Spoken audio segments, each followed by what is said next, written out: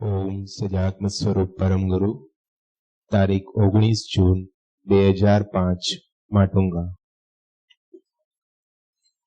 8મી ગાથામાં આપણે જોયું કે જ્યાં જ્યાં જે સમજવાનું ઘટતું હોય ત્યાં ત્યાં તે યથાર્થપણે સમજે અને આચરે।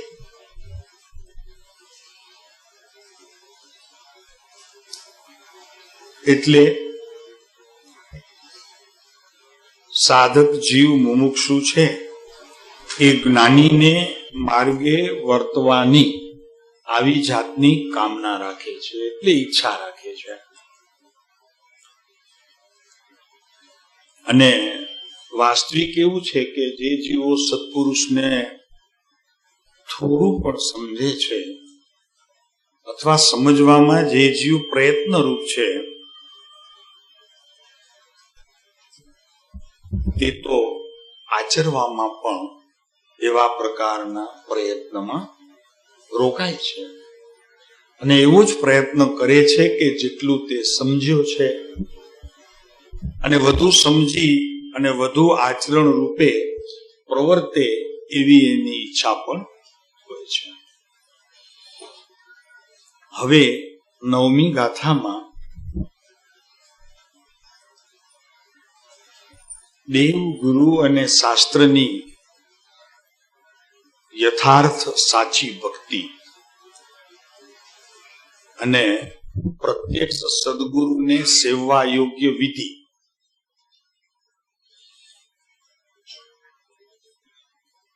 એ બતાવશે।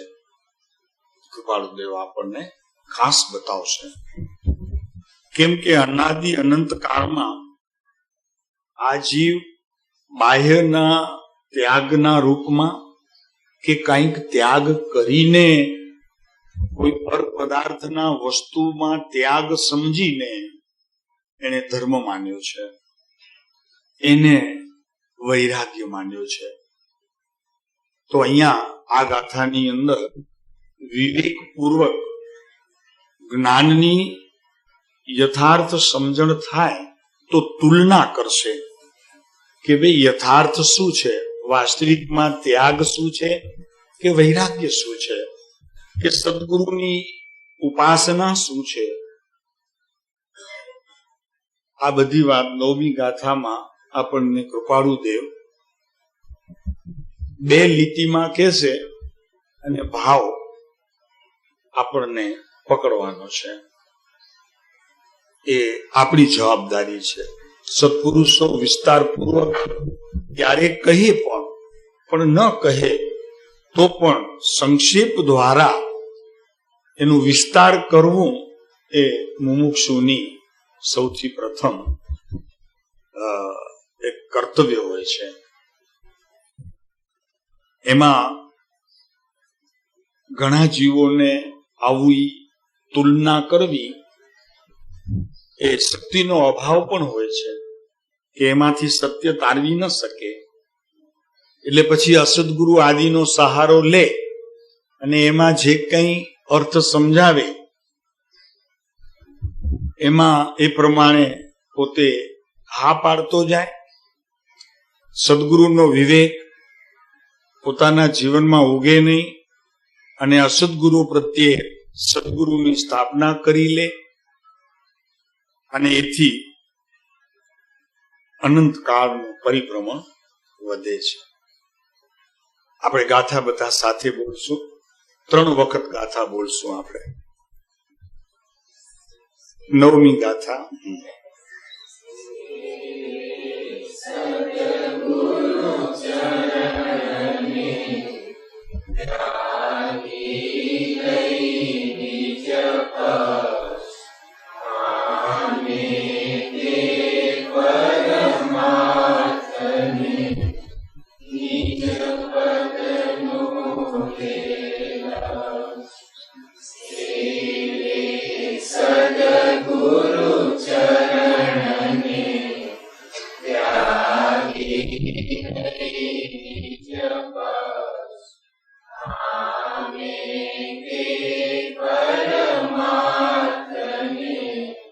Amen.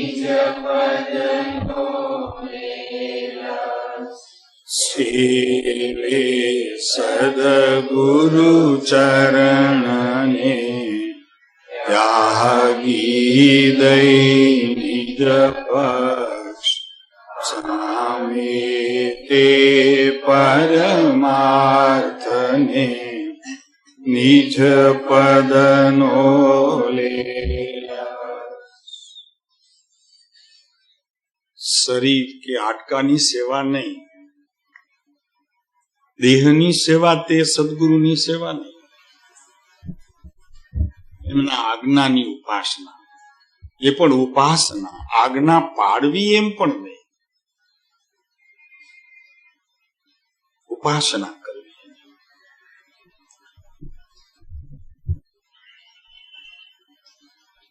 એ પણ પાછું શરત છે કે સદગુરુના લક્ષણોને પોતાના જ્ઞાનમાં યથાર્થપણે જાણીને,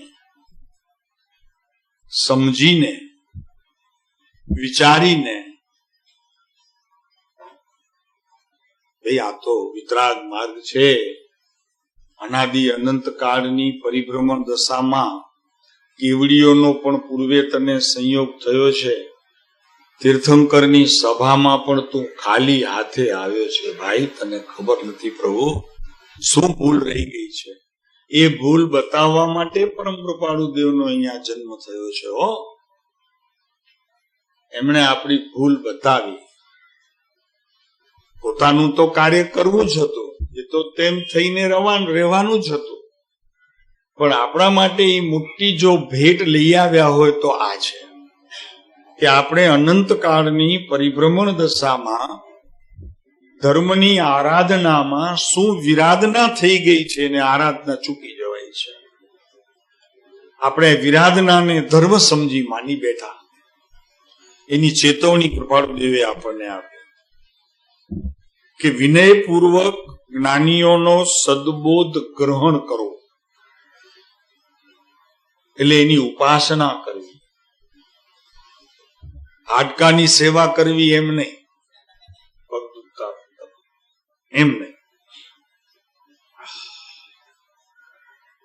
એનું નામ અર્પણતા છે. કૃપાળુ દેવે પોતે લખ્યું છે એક જગ્યાએ એક પત્રમાં કે જે પુરુષ એટલે મુમુક્ષુ સદગુરુની ઉપાસના વિના નિજ કલ્પનાએ, પોતાની નિજ કલ્પનાએ આત્મ સ્વરૂપનો નિર્ણય કરે અને નિર્ધારે કરી લે તો કે હું જે કરું છું બધું ઠીક છે, બરોબર છે, પણ પોતાની નિજ કલ્પના છે. સત્ય પણ હોય તો પણ તે નિજ કલ્પના છે, કેમ કે એમાં જ્ઞાનીની આજ્ઞા મળી નથી. એકદમ સત્ય સમજે છે, જ્ઞાનનું ક્ષયોક્ષમ સારું છે,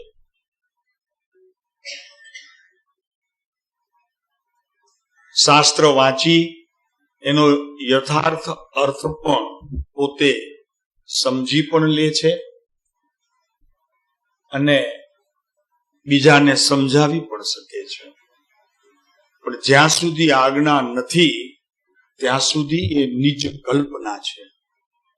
નિજ કલ્પનાથી કોટી શાસ્ત્રો માત્ર મનનો આમળો, જીનવર કહે છે જ્ઞાન તેને.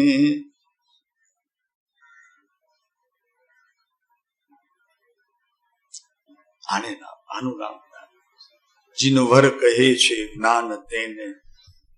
પછી સર્વ ભવ્યો સાંભળો. કોના માટે વાત છે? ભવ્ય જીવ છે. ભવ્ય એટલે ભવી અભવી કે ભવ્યતા કે અભવ્યતા એમ નહીં. ભવી એટલે અહીંયા એ લેવું છે કે ભવી એટલે જેની ભવસ્થિતિ અલ્પ રહી છે, ઘટી ગઈ છે. ક્યારે ઘટી? તો કે જ્યારે એને સત્પુરુષ એમની મુદ્રા દ્વારા, એમના વચન દ્વારા પોતાના આત્મામાં શ્રદ્ધા રૂપે અલ્પ પણ બેઠા, થોડાક પણ બેઠા, એમની મુદ્રા, એમના વચનો યથાર્થપણે જાણીને જેના હૃદયમાં સત્પુરુષો બેઠા, તો એનો અર્ધ પૂદગલ પરાવર્તન કાળ રહ્યો. પૂદગલના પરાવર્તનના કાળનો સહેજે એને અભાવ થયો. આટલું થયું હો કે સત્પુરુષો પ્રત્યેની ભક્તિ, એમના પ્રત્યેની સમર્પણતા, અર્પણતા અને શ્રદ્ધા એ એવા રહી ગયા કે આ પુરુષ મારું કલ્યાણ કરશે, આનાથી મારી ભવ સ્થિતિ પરિપક્વ થઈ અને હું નિર્વાણ પામીશ. એવા પ્રકારની પ્રથમ શ્રદ્ધા થતા એ જીવ નિજ કલ્પનાથી છૂટી સત્પુરુષની આજ્ઞાનો આરાધક થઈ પોતાના આત્મ સ્વભાવનો નિર્ણય કરી. કેટલી શરતો છે ભાઈ! આત્મ સ્વભાવનો નિર્ણય, નિજ કલ્પનાનો ત્યાગ, પછી જ આત્મ સ્વરૂપનો નિર્ણય થાય છે યથાર્થપણે. એનાથી પહેલા નથી થતો, અને થાય છે તો ભ્રાંતિપણે, ભ્રમણાપણે.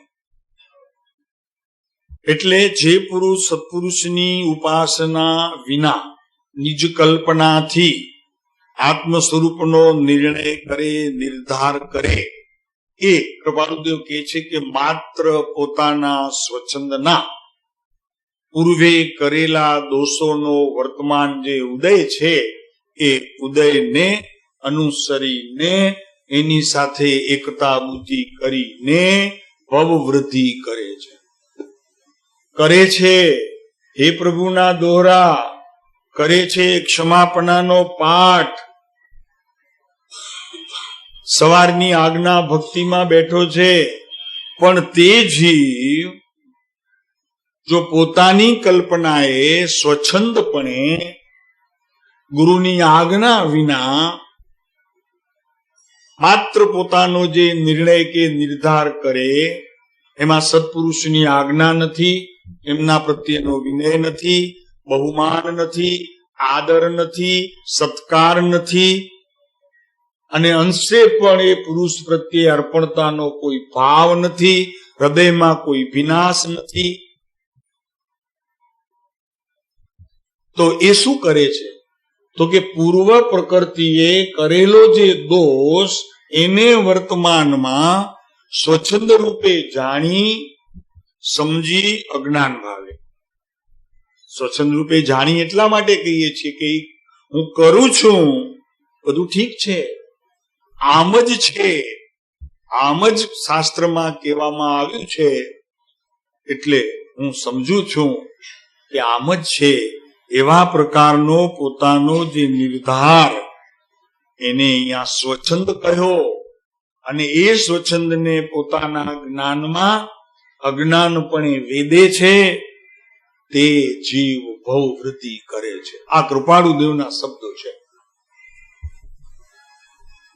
ત્યાગી દઈ નિજ પક્ષ પામે તે પરમાર્થને સેવે સદગુરુ ચરણને. સાહેબ, દિવસમાં 20 વખત પગે લાગુ છું, એકે વખત લાગતો નથી. કેમ કે જે સમયે તું 20 વખત પગે લાગે છે, એવા પ્રકારનો અભિપ્રાય તારો ઈ એમ કહે છે કે તું એકે વખત એની ચરણની ઉપાસના કરતો નથી. ઉપાસના ન કહેવાય. હું કરું છું એટલે શું? 20 વખત હું કરું છું, દિવસમાં 3 વખત આજ્ઞા ભક્તિ કરું છું. આ બધું શું? પણ એ બધો સ્વચ્છંદનો પ્રકાર છે. આ બધો સ્વચ્છંદનો પ્રકાર છે. એમાં તારો આત્મા પ્રતિબદ્ધ પામે છે.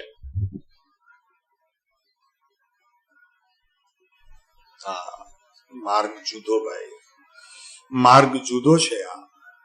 અને એમાં પણ પરમ કૃપાળુ દેવ, અરે આ કળિકા સર્વજ્ઞની સ્થિતિમાં ઝીલનારો પુરુષ પ્રભુ, વિતરાગથી પણ અધિક પ્રેમ તને આવવો જોઈએ. કેમ કે વિતરાગના કહેલા પ્રત્યક્ષ વચનો તારી પાસે મોજૂદ નથી. એમણે આચાર્યોએ કહેલા છે, એમાં નક્કી પોતાની નિજ કલ્પના હશે. જ્યારે આ પુરુષના વચન અક્ષરે અક્ષર આપણી પાસે અત્યારે ભેળસેળ વિનાના, એટલે સદગુરુનો મહિમાથી જિનેન્દ્ર ભગવાનને જે ઓળખે તે તત્વની યથાર્થ શોધને પ્રાપ્ત કરે છે, એમ શાસ્ત્રોમાં આચાર્યોનું કથન છે. ઓહો,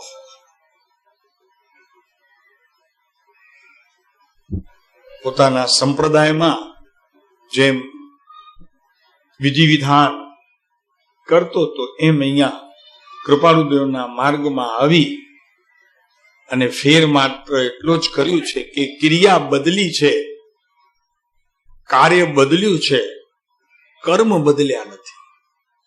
એ તો જેમ છે તેમ છે. ઉલટાના થોડાક સ્વચ્છંદપણે, નિરોધપણે, પ્રતિબંધપણે કંઈક વિશેષ મલિનતાને પામ્યા છે. કેમ કે હવે એક બીજી વાત પણ આવી ગઈ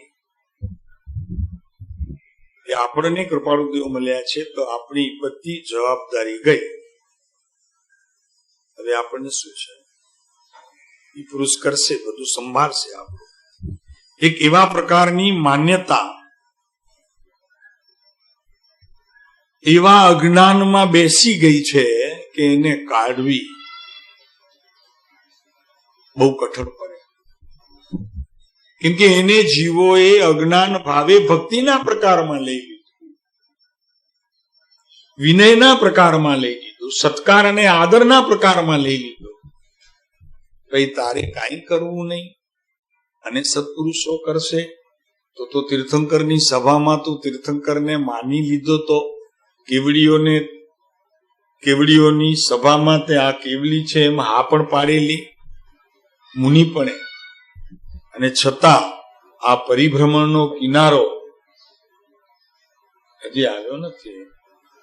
વહ સાધન બાર અનંત કિયો, અનંત વહ સાધન બાર અનંત કિયો, વહ સાધન બાર અનંત કિયો. ચરણ ઉપાસના. કૃપાળુદેવ એક જગ્યાએ લખે છે કે 3 વસ્તુ આ વિશ્વમાં પ્રાપ્ત થવી અતિ કઠણ છે, અને એ પણ મુમુક્ષુ માટે. આપણે મુમુક્ષુ છીએ. મુમુક્ષુ મોક્ષની ઈચ્છા જેના અંતરમાં ઉગી નીકળી છે અને એ જ અંતર તત્વની અંદર પોતે ઠરી ગયો છે, એ મુમુક્ષુ.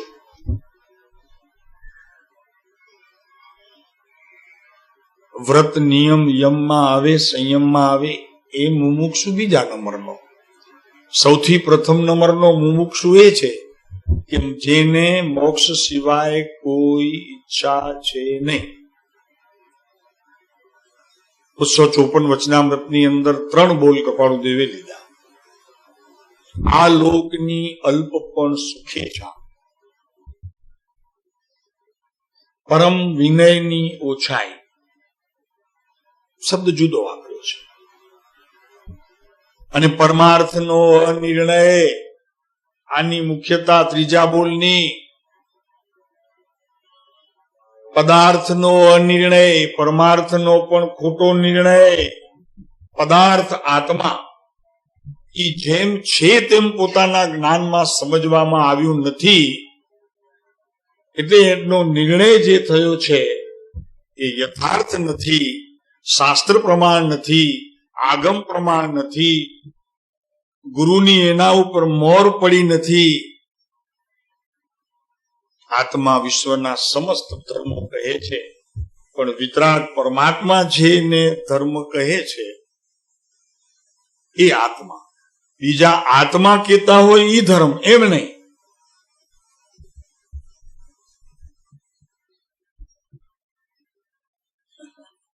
આવું છે. એટલે કૃપાળુ દેવે આવા મોક્ષની ઈચ્છા કરવા વાળા સત્પુરુષોના ચરણની જેમને સેવના જ પ્રિય છે, એમની ઉપાસના જ પ્રિય છે, અને હૃદયના વિનાશથી ભગવાનનો અભિષેક કરે છે,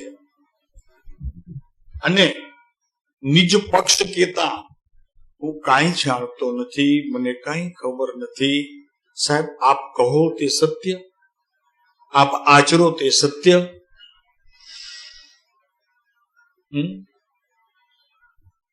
અને આપ જુઓ તે સત્ય, અને મારું બધું મિથ્યા. આવા પ્રકારનો જેને અંતરંગમાં વિનય વર્તે છે એણે પોતાના પક્ષનો ત્યાગ કર્યો, અને એ જ જીવ સત્પુરુષના ચરણની ઉપાસનાનો અધિકારી છે. ખ્યાલ રાખજો, એને જ અધિકાર છે. તમને કદાચ અધિકાર વગર આ કદાચ મળી જાય સત્પુરુષોના આવી કોઈ ઉપાસનાની પળ, એમના કોઈ ચરણની કોઈ પળ, તો એમાં અધિકાર નથી, અધિકાર નથી, અનઅધિકારી પણ છે. જીવના અનધિકારીપણાને લીધે અને સત્પુરુષના યોગ વિના તે સમજાતું નથી. શું સમજાતું નથી? તો કે મોક્ષ માર્ગ સમજાતો નથી, અને મોક્ષ માર્ગ પ્રાપ્ત કરીને નિર્વાણની યાત્રા સમજાતી નથી. એ બધું સત્પુરુષોના હૃદયની અંદર રહ્યું છે, અને એમની દ્રષ્ટિમાં તને વાંચતા લખેલા શબ્દો તને વાંચતા આવડવા જોઈએ. વાસ્તવિકમાં એક જગ્યાએ આત્માનું શાસનની અંદર એક બહુ સરસ ગુરુ અને શિષ્ય કેવા હોય એની વાત કહી છે. એમાં એમ કહ્યું કે સત્પુરુષો પ્રશ્ન કરે, તને કોઈ સવાલ કરે તો એનો ઉત્તર તારે આપવાનો, જેવું આવડે તેવું. પણ તું પ્રશ્ન કરે, એનો કઈ સત્પુરુષ તને ઉત્તર ન પણ આપે તો તારે તે સમયે ખૂબ શાંતિ રાખવી, કોઈ બીજા પ્રકારનો વિકલ્પ ન કરવો કે મને કેમ ઉત્તર મળ્યો નહીં, મેં પૂછેલા પ્રશ્નનો કેમ મને ઉત્તર મળ્યું નહીં, અને ઉત્તર ન મળે તો હું સમાધાન કેવી રીતે કરું. આવા કોઈ પણ વિકલ્પનો તારા આત્મામાં ઉદ્ભવ ન થવો જોઈએ. એ સાચા શિષ્યની વાતને અહીં પ્રસિદ્ધ કરે છે. માટે ખ્યાલ રાખવું કે આ જે માર્ગ કૃપાળુ દેવે આપણને કહ્યો છે એ મહાવીરની સાથે રહેલા પોતે, જે અત્યારે શાસ્ત્રમાં કોઈ જગ્યાએ કહેવામાં ન આવ્યું હોય તો પણ એમણે જે રીતે પોતાના માનેલા ગુરુ એટલે મહાવીર ભગવાન તીર્થંકર સાથે જે રીતે એ રહ્યા છે, પ્રવર્ત્યા છે, વર્ત્યા છે, આ બધી વાતો આપણને કોઈ મહાભાગ્યના ઉદય, કોઈ પૂર્વના પુણ્યના ઉદય અને વર્તમાન પુરુષાર્થથી આપણને પ્રાપ્ત થઈ ગયું છે. એ મહાન આ પંચમ કાળમાં આપણા માટે કલ્યાણકારી છે. એક એક વાત કૃપાળુ દેવની તમે જોશો તો શાસ્ત્રમાં એનું અનુસંધાન મળશે, ચોક્કસ મળશે, અને ન મળે તો પણ કઈ ચિંતા જેવું નથી. પ્રભુશ્રીને વારે ઘડીએ કહેતા કે અમે આ જે કહેલી વાત છે તેનો શાસ્ત્રમાં ક્યાંક ક્યાંક એનો નિવેડો જોવા મળશે, અને ન મળે તો અમે કહીએ છીએ માટે તે સત્ય છે એમ માનજો. અહીંયા તો પંડિતોની જમાત છે આ પંચમ કાળમાં, તો કે નહીં, આ શાસ્ત્રમાં ક્યાં છે એવું હોય? અત્યારે તો કૃપાળુ દેવલોકમાં હોય. નહીં નહીં નહીં નહીં, અત્યારે કૃપાળુદેવ મહાવિદ્ય ક્ષેત્રમાં હોય. નહીં નહીં નહીં, એમ તો બને નહીં, હોય જ નહીં. કેમ કે એ સિદ્ધાંતને જોશે. પણ જ્ઞાનીઓએ તો પ્રભુ સિદ્ધાંતનો અંત કરી દીધો. પતંગસિંહભાઈ, ત્યારે ખૂબ ભક્તિ ભાવ વાળો મુમુક્ષુ તો કે શું કામ આ બધી દલીલો કરો છો? કૃપાળુદેવ અહીંયા છે મારી પાસે, જોવા જ તમને અહીંયા છે. નથી દેવલોકમાં, નથી મહાવિદ્ય ક્ષેત્રમાં, અહીંયા છે મારી પાસે. અને જેને અહીંયા રાખ્યા છે કૃપાળુદેવને, એનું જ કામ થવાનું છે. સેવે સદગુરુ ચરણને ત્યાગી દે. ભલે ને શાસ્ત્રનો કોઈ એને અક્ષર ન આવડતો હોય, પણ જેણે જ્ઞાનીઓને પોતાના હૃદયમાં બિરાજમાન કર્યા છે એને તો તીર્થંકર ભગવાનને વિઝા આપવી પડશે. પાસપોર્ટ નહીં હોય તો શું છે? વગર પાસપોર્ટ વિઝા આપવી પડશે સિદ્ધલોકની.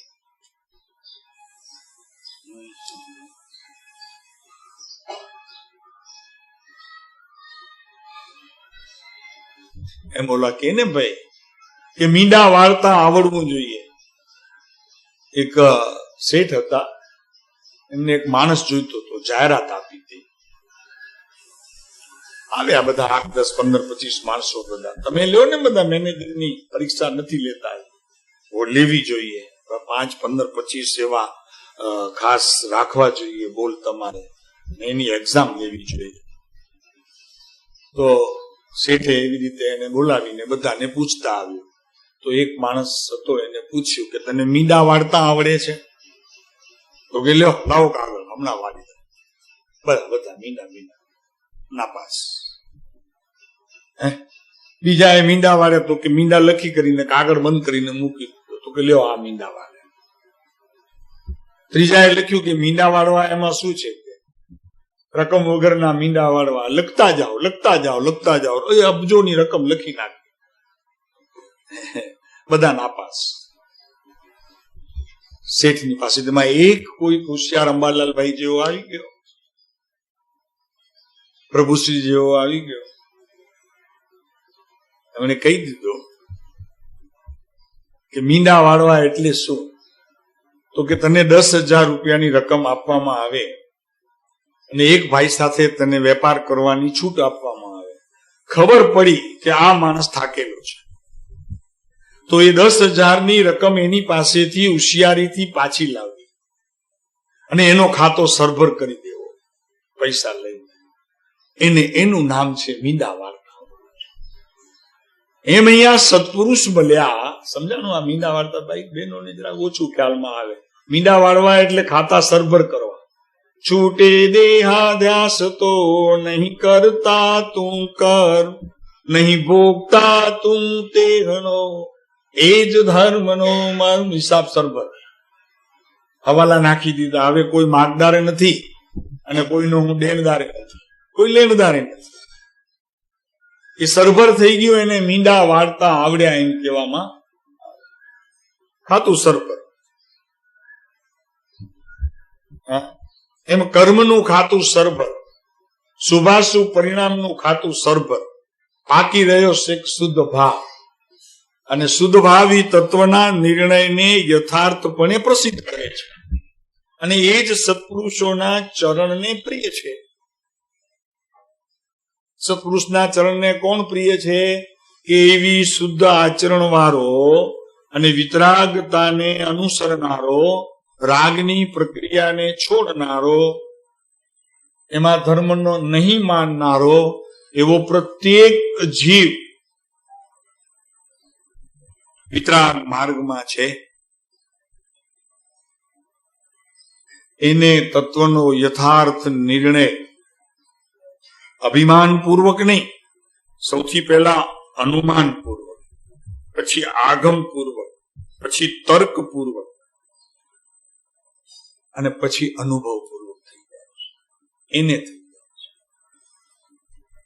તો અહીંયા આપણી વાત ચાલે છે કે 3 વાત કૃપાળુ દેવે લખે છે કે જગતમાં આ 3 વાત મળવી બહુ કઠણ છે. ઈ જે 3 કોઈને મળી જાય એનું કામ થઈ જાય, એનો બેડો પાર થઈ જાય. કૃપાળુ દેવે કીધું છે. સાહેબ ક્યાં કીધું છે? કયો ને જલ્દી, અમને જરાક બહુ જાણવાની જિજ્ઞાસા. ભાઈ તે ઘણી વાર વાંચ્યું છે, શરૂઆતમાં જ છે, બહુ લાંબે નથી, 22મા વર્ષમાં જ છે.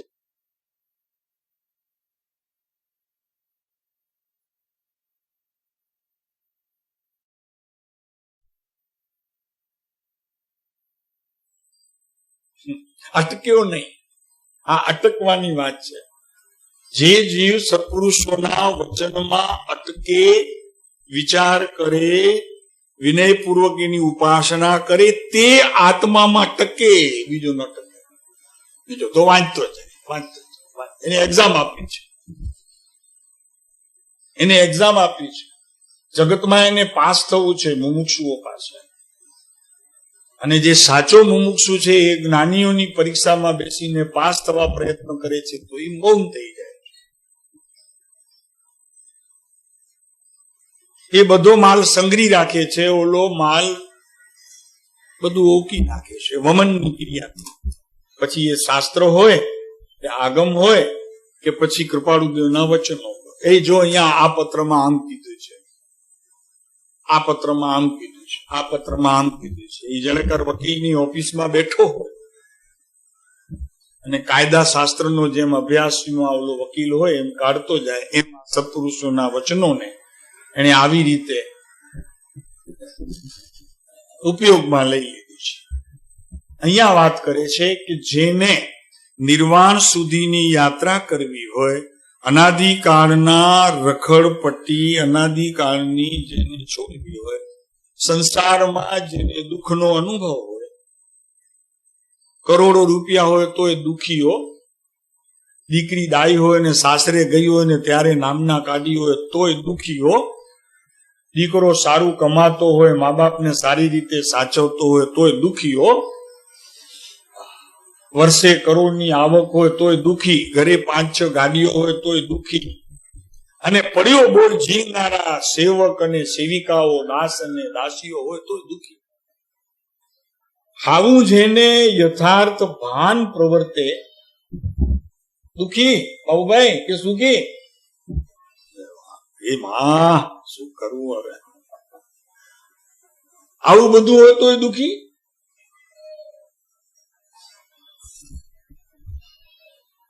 સુખિયા નર સંસાર में જુદા, સુખિયા નર સંસાર में જુદા, એની મસ્તી જુદી. એ તો સૂતો હોય પથ્થરના ઓશીકે, સિકંદર તેડવા માટે આવ્યો તો એના માણસોને પહેલા મોકલાવ્યા. પેલો ફકીર સૂતો હતો, એને એમ નહીં કે અહીંયાથી લઈ જવા જેવું હોય તો અહીંયા ફકીરોને લઈ જવા જેવું છે. એમ કોઈએ કીધું કે હિન્દુસ્તાનમાં આ ફકીરો જરા બધું સુખી પણ છે અને અહીંથી લઈ જવા જેવા છે. બીજી કોઈ મિલકત તો એને જરૂર નથી, ઘણું હતું પોતાની પાસે, એટલે એ કઈક પકડી લાવો ફકીરને. હવે ગયા અનુચરો, સૂતો તો આ તો મસ્ત થઈને અલગારી થઈને, તો કે ચલ તને સિકંદર બોલાવે. કોણ સિકંદર? મેં મેરા આત્મા કા ખુદ સિકંદર. એને મને સિકંદર એટલે કે એમ કે બળવાન, તો કે મેં મેરા સિકંદર. અરે તો કે તને ખબર નથી સિકંદર કે આ બધું તું જ્યાં સૂતો છે ને એ પણ એને જીતી લીધું છે. તો અહીંયા સૂતો છે તો એ જમીન એની છે. તો કે એની જમીન હોય તો હું સૂઈ શકું નહીં, જમીન તો જમીનની છે. તો કે જા તારા સિકંદરને કહીને હું કઈક બંધાયેલો નથી, હું સૂતો છું ને એ જમીન જમીનની છે, સિકંદરની ના હોય કે. અરે તો કે તું મરી જઈશ, તને મારી નાખશે કે, માટે ડાયો થઈને ચાલ કે.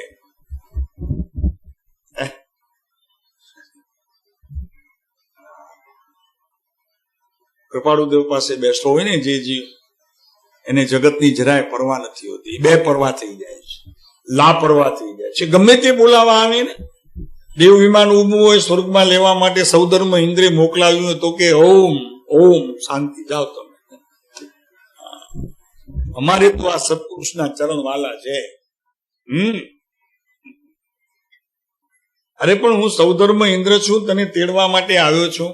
આટલા ત્યાં સ્વર્ગમાં સુખ છે, આટલા બધા સુખ છે, પણ એનાથી વધુ સુખ મને અહીંયા હોય તો? હવે તો સૌધર્મ ઇન્દ્ર આમ તો સમજુ તું કે તો ભલે અહીંયા રહી ગયે, પણ મને કહેતો ખરો કે કયું સુખ છે તને? મને તો કઈ દેખાતું નથી. તો કે મારા હૃદયની અંદર સત્પુરુષનો વાસ છે, અને પ્રત્યેક મારી જે પળ જાય છે એ પળમાં હું સુખને ભોગવું છું. એટલે હું સુખને ભોગવું છું. તો લોકો સમજાયું નહીં. તો કે સુખને ભોગવે એટલે શું? તો કે બહારમાં સુખનું એક સાધન તારી પાસે તો દેખાતું નથી. તો કે એ નથી દેખાતું ને એટલે જ હું સુખી છું.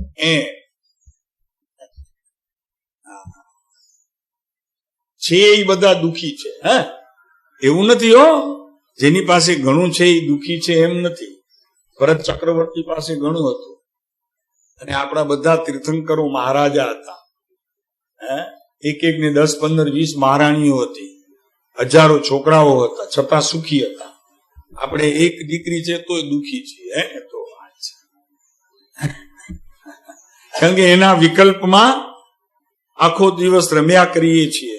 એટલે નિર્વિકલ્પની ભૂમિકામાં જવાનોએ એક અંશ માત્ર પણ પ્રયાસ નથી તો સુખ ક્યાંથી હોય? તો અહીં વાત ચાલે છે. કૃપાળુદેવ કહે છે કે જેને જગતમાં 3 ચીજો પ્રાપ્ત થઈ,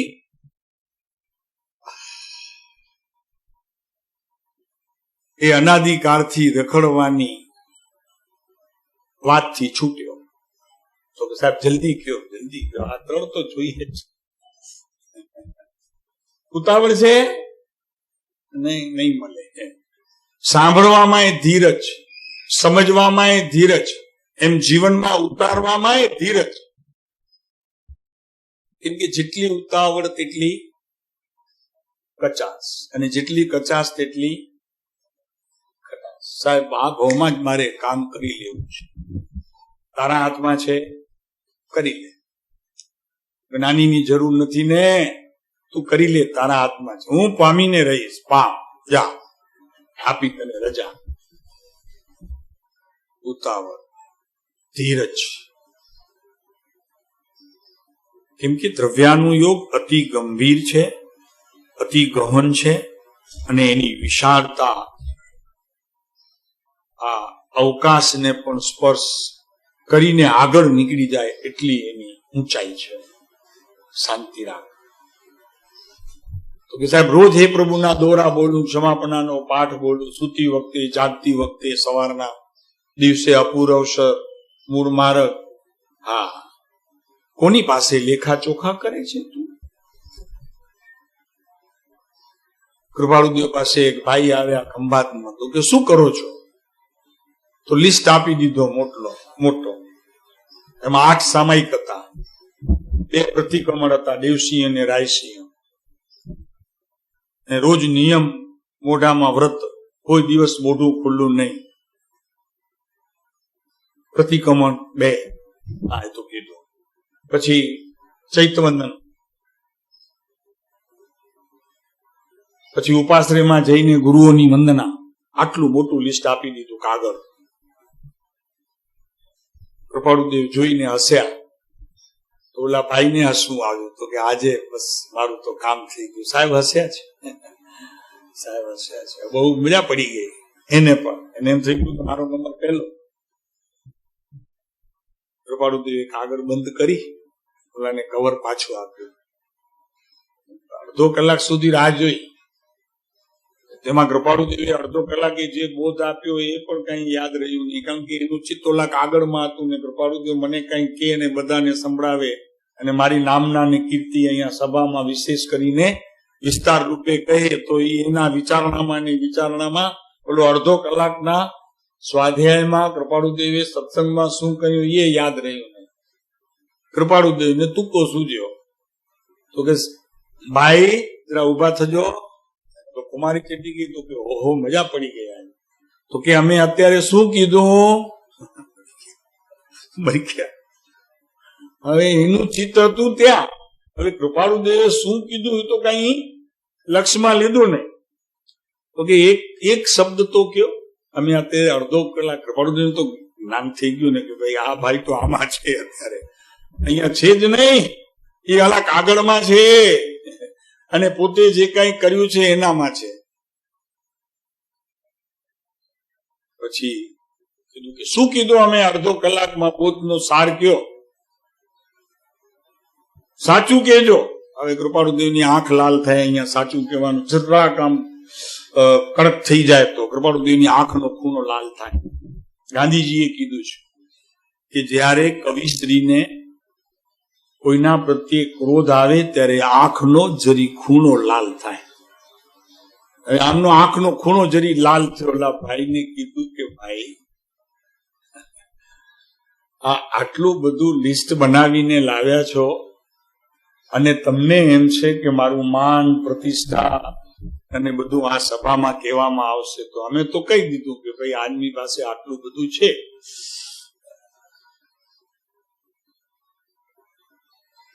બધું કહી દીધું કૃપાળુદેવ.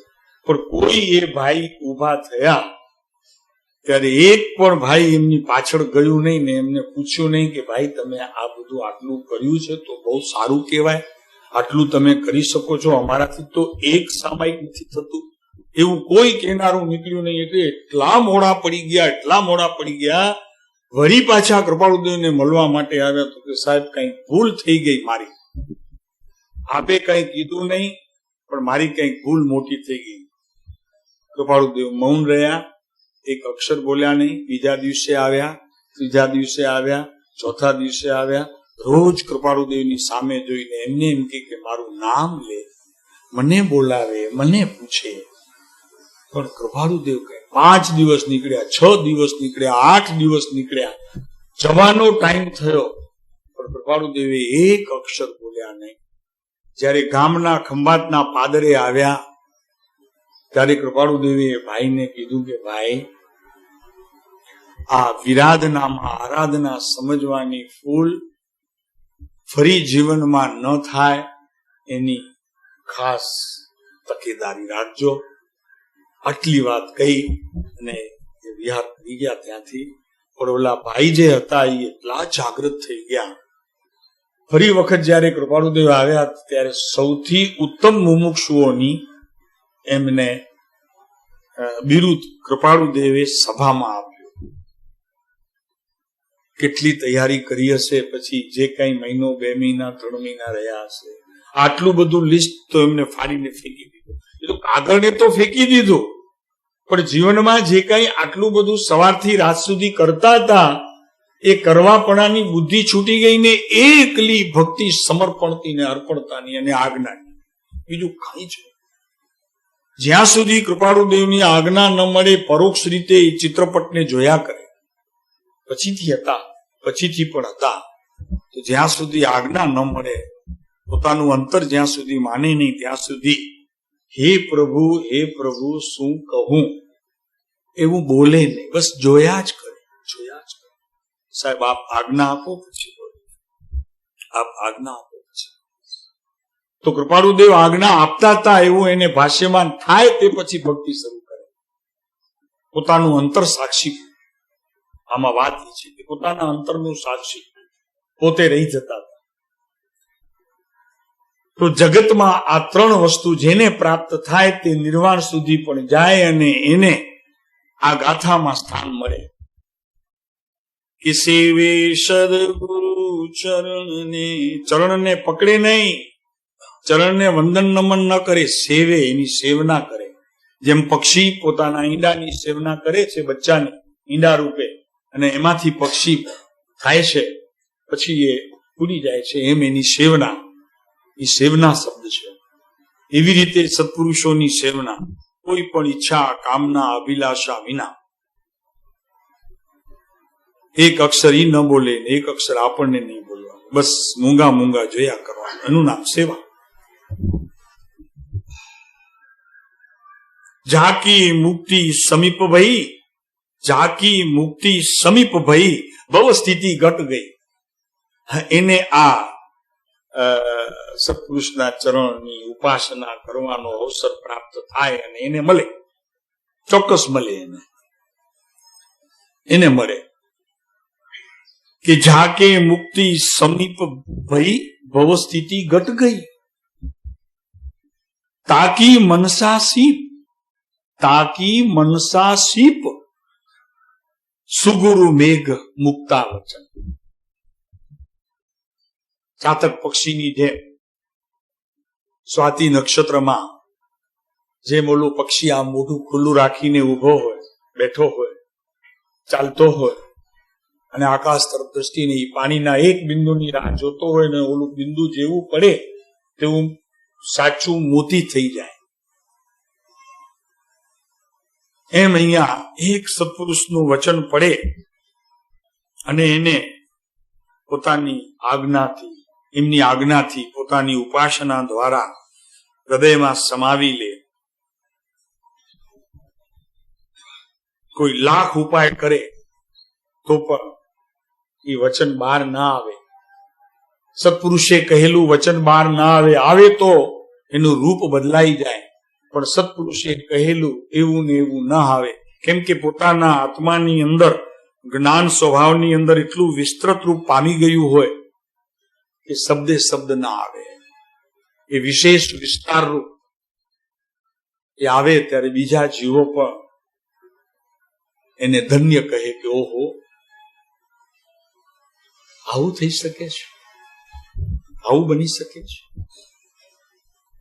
એમ અહીંયા જેની ભવસ્થિતિ ઘટી અર્થ પૂતગલ પરાવર્તનના કાળમાં એ જીવ આવ્યો, અરે મોક્ષની અવસ્થા રૂપ સમીપ જઈને બેઠો, ધ્યાન લગાવીને કે આવી મોક્ષની અવસ્થા હોય અને એની સમીપ જઈને પોતે બેઠો છે. આ આત્મા બેઠો છે એની વાત છે, આ દેહ બેઠું છે એની વાત નથી. એ ધ્યાનની મુદ્રામાં દેહ છે એની વાત નથી. આ દેહની એકાગ્રતાની વાત નથી. આત્માના જ્ઞાન સ્વભાવની સાથે, આત્માના જ્ઞાન સ્વભાવની સાથે પોતાનું વર્તમાન પુરુષાર્થ એકતા રૂપ છે એની વાત ચાલે છે. ફરીને શું કીધું કે આત્માના જ્ઞાન સ્વભાવની સ્થિતિને અનુસરતી પર્યાયની સાથે પોતાના દ્રવ્યનું નિત્ય જે જોડાણ કરે છે એવી ક્રિયામાં જે રોકાયો છે, આ એની વાત ચાલે છે. એને અર્ધ પૂતગલ પરાવર્તનનો કાળ આવ્યો એટલે સમ્યક દર્શનને પાત્ર તે જીવ થયો. અર્ધ પૂતગલ પરાવર્તનના કાળમાં આવ્યા વગર એ સમ્યક દર્શનની ભૂમિ પ્રાપ્ત થતી નથી. ને જેને સત્પુરુષો પ્રત્યેની સેવના, ઉપાસના અને ચરણ મળ્યા એને જ ખરેખર આ સ્થિતિ અર્ધ પૂતગલ પરાવર્તનની આવે છે. મોક્ષની અવસ્થા રૂપ પોતાની અનુભૂતિ પણ થાય છે અને તેના મનરૂપ છીપમાં સદગુરુના મેઘરૂપ વચનો પણ પડે છે. એ છીપ એ સત્પુરુષોના વચનનો, એ મેઘરૂપ વચનના બિંદુ પડતા જ એ આખું મોતીરૂપ થઈ જાય છે, એટલે કે મોક્ષરૂપ થઈ જાય છે, એટલે કે સમ્યક દર્શન રૂપ થઈ જાય છે, એટલે કે કેવળ જ્ઞાનનું બીજ રોપાય છે, એટલે કે નિર્વાણ સુધીની યાત્રા ત્યાંથી શરૂ થાય છે. એમને સદગુરુના વચનો રુચિ કરે એમ કહેવામાં આવ્યું કે સત્પુરુષોના વચનોમાં એને રુચિ થઈ, એને રસ વેદાયો કે જે રસ રાગની પ્રક્રિયામાં વેદાતો તો એ હવે સત્પુરુષોના વચનોમાં એમને રુચિ થતા એ હવે એવો રસ વેદાય છે કે જગતના બધા રસ ફીકા લાગે છે.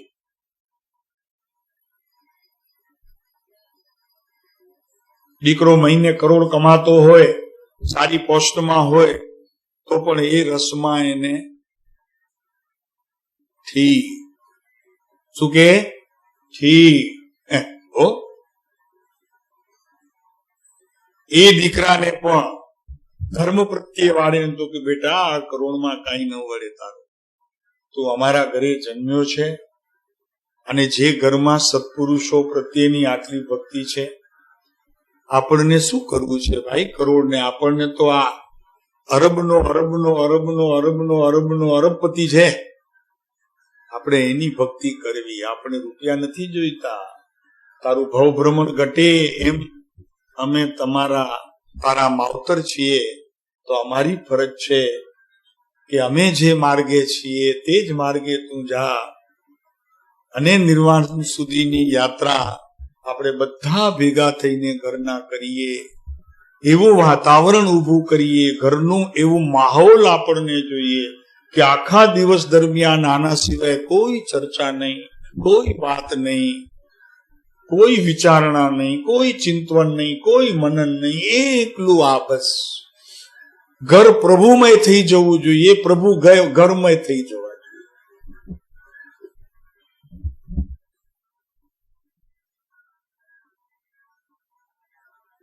અડધો કલાકની ભક્તિ, આજ્ઞા ભક્તિ કે આ વગેરે વગેરે જે કઈ કરતા હોઈએ એમાં સંતોષાઈ જવા જેવું નથી. સાધન બાર અનંત કિયો પણ સત સાધન સમજ્યો નહીં.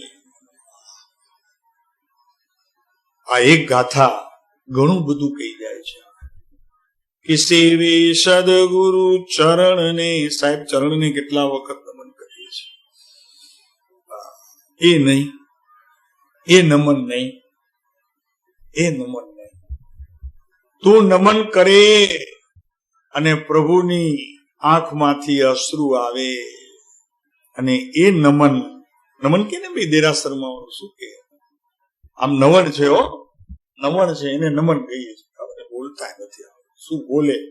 નમન નથી, નવણ છે એ શબ્દ. હા, અમે ભગવાન નમન લ્યો, નમન શું નમન લ્યો? પણ કોઈ અર્થની ખબર નહીં અને કર્યો જાય ક્રિયા. ભવાંતરમાં પણ આજ કર્યું છે અને હજી એ છૂટવાનો કોઈ એનો આરો દેખાતો. તો જગતમાં ત્રણ વસ્તુ જેને મળી,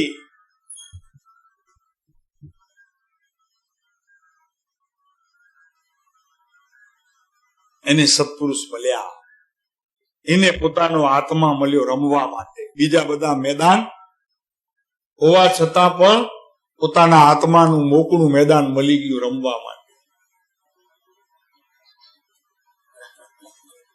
આ ત્રણ વસ્તુઓ. અને કૃપાળુદેવે જુઠ્ઠાભાઈને આપ્યું આ ત્રણ વસ્તુની આ વાત. જુઠ્ઠાભાઈ, આપણે બધા જુઠ્ઠાભાઈ, નામ અપેક્ષા એવો, આમ તો સત્ય બધા સત્યભિલાષી એમ બોલતા કૃપાળુદેવ કે સંસારમાં નામ છે એ તો નાશવંત છે, નામ તેનો નાશ થતો. જુઠ્ઠાભાઈનું નામ સત્ય અપેક્ષાએ આ જુઠ્ઠાભાઈ સાચું છે એમ કેતા કૃપાળુદેવ, એટલે એમને સત્યભિલાષી કહેતા. આપણા નામ બધાના ખોટા.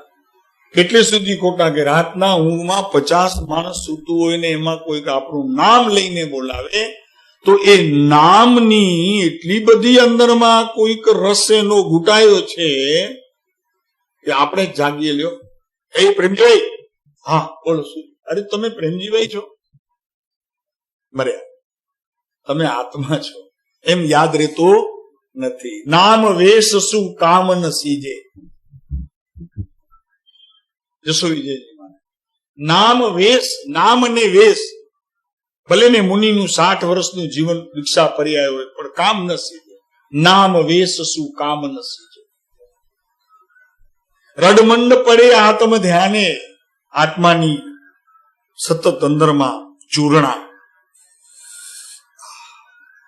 અને એ પણ ચૂર્ણામાં સત્પુરુષોનો વાસ. એ એકલી ચૂર્ણા સ્વચ્છંદે પોતાપણે નહીં, મને મારો આત્મા જોઈએ છે એવી લુખી વાત નહીં, મને સત્પુરુષ જોઈએ છે બસ. એમાં બધું આવી ગયું. મને મોક્ષ જોઈએ છે એમ નહીં, કૃપાળુદેવની જેમ એ નાથ તારે ખોટું ન લગાડવું.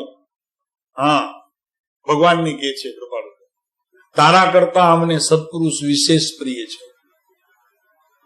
કેમ કે તું જેને વશ થયો છે છતાં પણ જેમાં કોઈ અટપટી દશા નથી, એટલા સરળ છે, ઉન્મત્તતા નથી, તો અમને એ પ્રિય છે. તું નહીં, હે ભગવાનને કે તું નહીં, અમને સત્પુરુષ પ્રિય છે. હે ભગવાનને ખોટું લાગે, ખોટું લાગે, ખોટું લાગે. બાપે બિચારે પોતકી વારીને આખા જિંદગીમાં ખેતરે કામ કર્યું હોય, રોટલા ભેગો માન થયો હોય, અને દીકરો અત્યારે અમેરિકામાં જતો હોય અને બાપ માટે વર્ષે અહીંયા $10,000 મોકલતો હોય, હે બાપો રાજી કે નારાજ? બાપો ખુશ થાય કે નારાજ થાય? તો કે મારા કરતા વધી ગયો મારો બેટો. હે તો એને ઈર્ષા આવતી હશે? આવે? એની ઈર્ષા આવે? એમ જ્ઞાની ભગવંતોને ઈર્ષા. કૃપાળુદેવ એક જગ્યાએ લખે છે ઉપદેશ સાહેબ કે મુમુક્ષુના ત્યાગ ને વૈરાગ્ય સત્પુરુષો કરતા વધી જવા જોઈએ. બોલો છે? હે કૃપાળુદેવ તે સમયે જુઠાભાઈ સંબંધી અંબાલાલને કહેલું કે અમારા કરતા આની દશા ઊંચી છે. જો પ્રમાણિકતા. કૃપાળુદેવે અંબાલાલને કહ્યું કે અત્યારે અમારી જે સ્થિતિ છે એ સ્થિતિ કરતા આ જુઠ્ઠાભાઈની સ્થિતિ અમારાથી ઘણી વધતી છે. આપણાથી કહેવાય? કહેવાય આપણાથી? પણ જ્ઞાનીઓ જેમ હોય જ્ઞાનમાં પોતાને જણાય તેમ કે એમની એટલી મોટાઈ અને મહાનતા છે. આપણને ઈર્ષા આવે, આપણાથી કોઈ વધી ગયો, હમણાં હજી 2 વર્ષમાં આવ્યો ને આટલો આગળ વધી ગયો. ખોટું છે, સાહેબને ખબર નથી. તો જરાક અત્યારે સાહેબની આગળ પાછળ થાય છે ને, એટલે બાકી ખબર પડશે પછી. એમ ઠીક સમજાવો. આપણને ઈર્ષા આવે.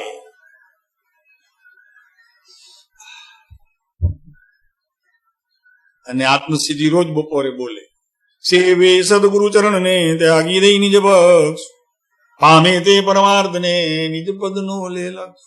બોલવી જ ક્રમ લીધો છે કૃપાળુદેવની સામે. બોલવી જ. અરે અહીંયા બોલવાની વાત નથી, બોલાવવાની વાત છે. આત્મસિદ્ધિને બોલાવવી છે, બોલવી નથી. સમજાણું?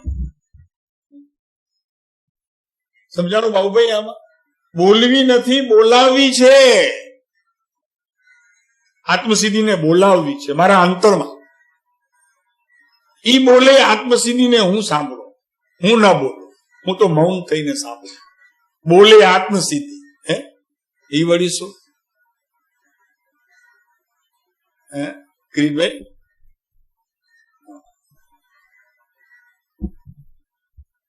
અરે બોલે એનો અર્થ કે શબ્દોની જે આ કરામત જ્ઞાનીઓએ આત્મભાવના સહિત અને નિર્વાણ સુધીની યાત્રામાં જે વણી લીધી છે, એ મારા શબ્દોમાં એવા પ્રકારનો કોઈ ભાવ પ્રવર્તે કે સૌથી પ્રથમ તો એનો અભાવ થાય કે હું બોલતો નથી. પછી બીજા પ્રકારના ભાવમાં એમ આવે કે શબ્દો મારા નથી, એ તો જડ છે. ત્રીજા પ્રકારની ભાવનામાં એમ આવે કે ઉત્પન્ન થતો ભાવ એ શુભાશુભની સ્થિતિને અનુસરનારો છે. અને આમાંથી જે કંઈ પ્રાપ્ત થાય એ મારો વિતરાગ ભાવ છે. તો એને મારે સાંભળવી છે, મારે સાંભળવી છે, મારે સાંભળવી છે. એ આત્મસિદ્ધિને મારે સાંભળવી છે. એમાં કોક સંભળાવીને મારે સાંભળવી છે એમ નહીં. શબ્દોથી પાર, ભાવથી પણ પાર, ક્રિયાથી પણ પાર, રાગથી પણ પાર. આમ ધબકાર છે. આત્મસિદ્ધિ છે ને એ ધબકાર છે, એ આત્માનો ધબકાર છે. 142 ગાથાઓ એવી રીતે જીવનમાં વણી લેવાય કે દરેક કાર્ય એ પ્રમાણે થાય. એ ધબકાર છે આત્મસિદ્ધિ. ત્યારે આત્મસિદ્ધિ જીવનમાં વણી લેવાય એમ કહેવામાં.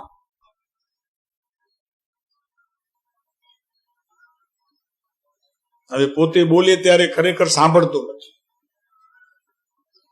વાત સાચી છે. પોતે જયારે આત્મસિદ્ધિનું પઠન કરે છે ત્યારે તે બોલી શકતો નથી, અથવા તો કહો કે તે સાંભળી શકતો નથી, કેમ કે બે ક્રિયા એક સમયે થતી નથી. આવું જ્ઞાત હોવું જોઈએ. બોલવાની ના નથી, બોલો, પણ અંતરને સ્પર્શીને એક એક વચન આવવું જોઈએ. તો અહીં વાત ચાલે છે કે આ ત્રણ ગુણ જેનામાં છે તેને આત્મસિદ્ધિ પોતાના આત્માની અંદર પરિણમી છે, અને એની સિદ્ધિ માટે હવે પોતે આત્મા જ તૈયારી કરશે, મારે કાંઈ કરવાનું નથી, એવા પ્રકારની સ્થિતિ થાય ત્યારે આ વાત યથાર્થપણે આ આત્મસિદ્ધિની 142 ગાથાઓનું રટણ કર્યું કહેવાય.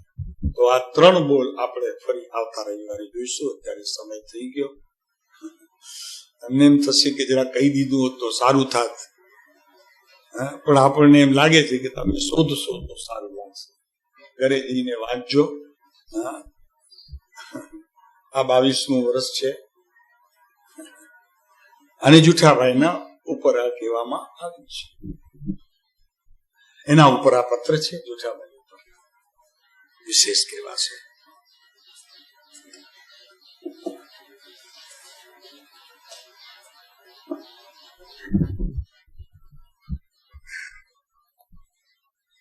સુખદામ.